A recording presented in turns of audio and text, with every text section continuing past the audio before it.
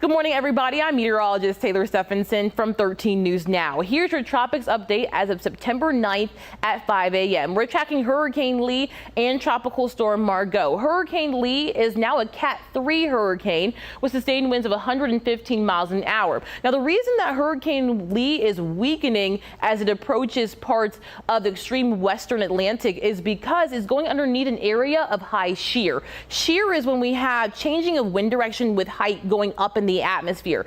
Tropical systems do not like that. They like to have very uniform winds all the way through the atmosphere. So that makes it very tilted when the winds change with height. So it will downgrade to a Cat 2 before re-strengthening to a Cat 4.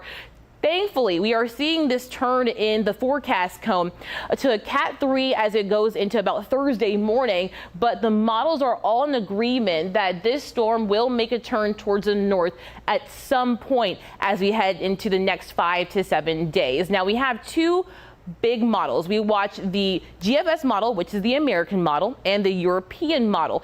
The GFS model has a little bit less continuity than the Euro model does as of this morning. It keeps a lot of those scenarios well away from parts of the southern Atlantic and mid-Atlantic, but a couple of them keep it a little bit closer to the coast. But majority, or the mean, keep it well closer to Bermuda than the United States. The Euro model agrees with that kind of mean average of the GFS models, keeping it well away from at least us here in the mid-Atlantic and places in the South Atlantic. Where it goes after that has a little bit of uncertainty. It's all because we have this upper level system here in the United States with the jet stream paired with the Bermuda high. This is what we call our steering patterns in the upper levels of the atmosphere. This helps to steer tropical systems as they make their way through the ocean. So this morning here in mid-Atlantic, we have that stalled front. That is just a surface level attached to the bigger system of that jet stream. So the less likely scenario with Hurricane Lee is that this jet stream pushes out a little bit further and keeps the lee out to sea while the Bermuda high stays a little bit to the east.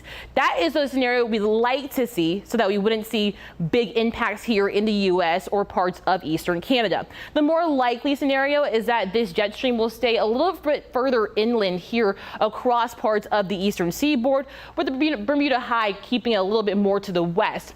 As it does so, this may have Hurricane Lee join with that upper level system, creating a scenario almost similar to what we saw with Fiona last year. Now, for us here in Hampton Roads, we're talking southeast Virginia and northeast North Carolina. Our main threats are going to be beach erosion, rip currents, and large waves as Lee starts to pass by. So be very careful if you're heading out to the beaches starting next week. We'll also have minor tidal flooding, but that is good news for us. The lower the flooding, the better situation for us here in Hampton Roads. We're also talking some rain from the actual front itself, so that stalled front becoming a cold front will bring some showers and storms, especially as we head into the rest of this weekend. Again, Tropical Storm Margot is also a system we're watching. This morning has sustained winds of 45 miles an hour. Forecast to become our next hurricane as we head into the early parts of next week. The good news about Margot is that it should stay well away from any land